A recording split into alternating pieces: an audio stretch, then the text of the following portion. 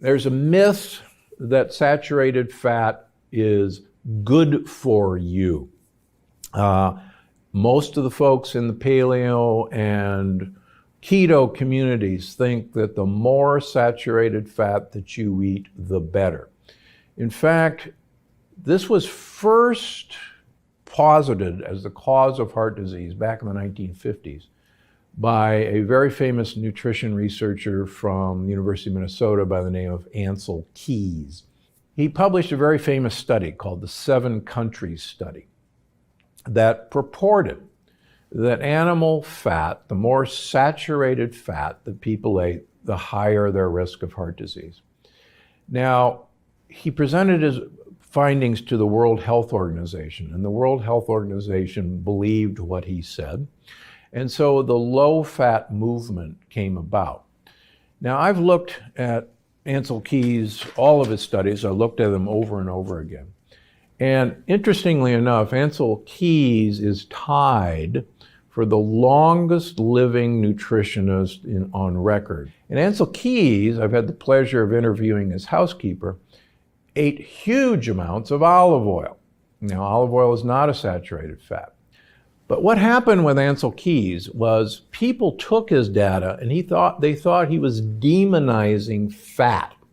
He wasn't at all. He was demonizing animal saturated fat. So what I've looked at Ancel Keys' data and my own data in that animal fats are associated with animal protein.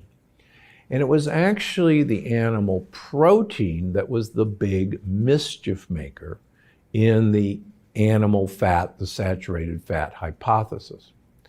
Now, so having said that, the more olive oil that I can get into you, the better your longevity and the better your brain health. And I've got a lot of tricks in the longevity paradox to tell you how to use olive oil or the polyphenols in olive oil to maximize your brain health and your lifespan.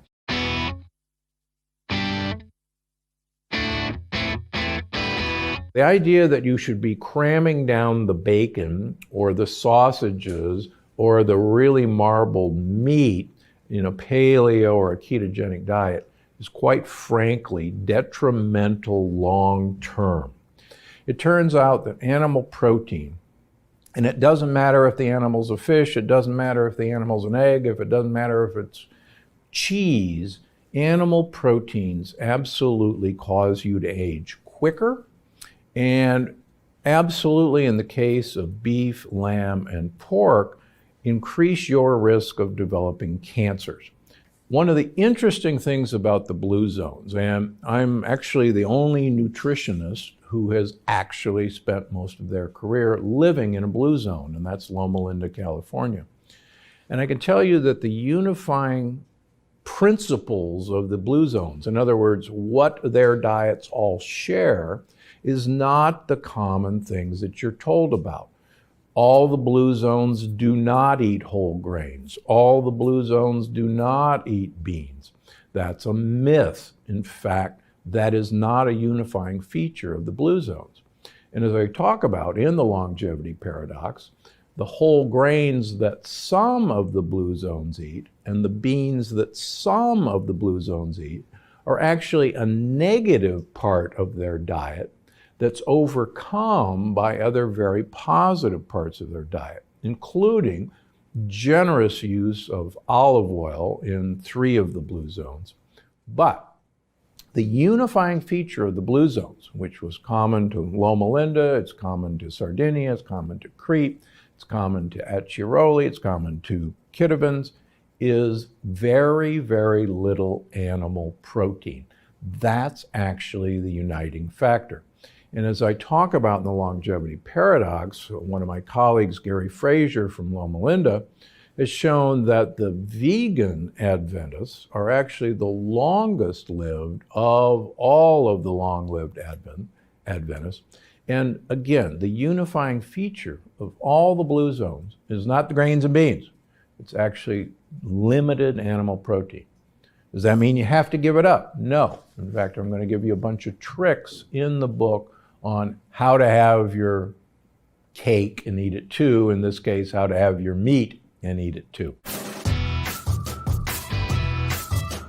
Are you able to recommend the ketogenic diet plant-based and avoiding, because usually it's good. Yeah, I think that's the major mistake that people associate with a ketogenic diet or a paleo diet.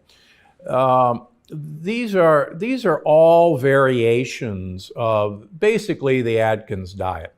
And people think that a high protein diet, avoiding carbohydrates, and keeping the fat that's associated with animal protein is a ketogenic diet. And I measure ketones in all of my patients, and the vast majority of patients that I see who say they're on a ketogenic diet, in fact, aren't, because they're eating primarily a heavy protein diet. And this was actually one of the mistakes that Dr. Adkins made. And I know because my original book, Dr. Gundry's Diet Evolution, was done by Random House, who had done all the Atkins diets and all the South Beach diet books. And Dr. Adkins didn't know that we have no real storage system for protein. We need it for wear and repair, but that's about it. So we don't waste energy. So we convert protein into sugar, gluconeogenesis. And he actually died a fat man. And so many people in the ketogenic community don't know that protein will turn into sugar. So to get back to your question, I basically tell my patients that I want them to become a gorilla who lives in Italy. Now, you have to think about that for a second. Gorillas only eat leaves and twigs. And why I want them to live in Italy? Because I want them to consume 1 liter of olive oil per week. And that's a huge amount of olive oil. It's about 12 to 14 tablespoons a day. But there's a very interesting Spanish study of 65-year-old people who were followed for 4 years, and I'll briefly summarize it. One group had to have 1 liter of olive oil per week for 4 years and have a Mediterranean diet. A second group ate a low-fat Mediterranean diet. And the original study was to look at memory, and I'll forget about that. But the women in the olive oil group had a 67% less incidence of breast cancer over that time period than the women in the low-fat Mediterranean diet. So I think, so if you eat 1 liter of olive oil per week and avoid animal proteins, you're basically on about an 80% fat diet. And the carbohydrates that you're eating are basically leaves as a mechanism to get olive oil into your mouth. So that's what I do with my patients. Now, I'm not successful entirely. A lot of people will not give up animal protein, but the more I can diminish animal protein, the more successful I am with this program.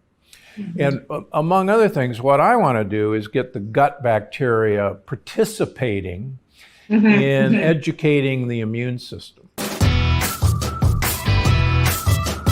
Most of the low-carb diets, whether they're a paleo diet, an Atkins diet, a keto diet, work because they're eliminating most of the lectin-containing foods, which are primarily in the vegetables and the grains and the beans that we're eliminating in those diets.